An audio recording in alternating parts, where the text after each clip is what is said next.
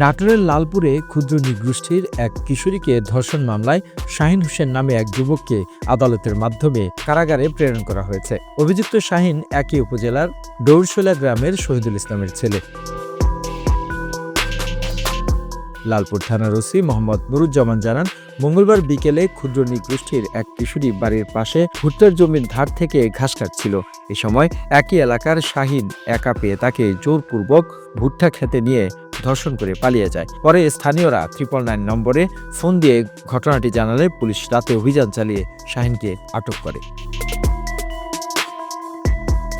এ ঘটনায় ভিকটিমের বাবা বাদী হয়ে লালপুর থানায় শাহিনকে একমাত্র আসামি করে মামলা দায়ের করেন। The news Bangladesh desk report.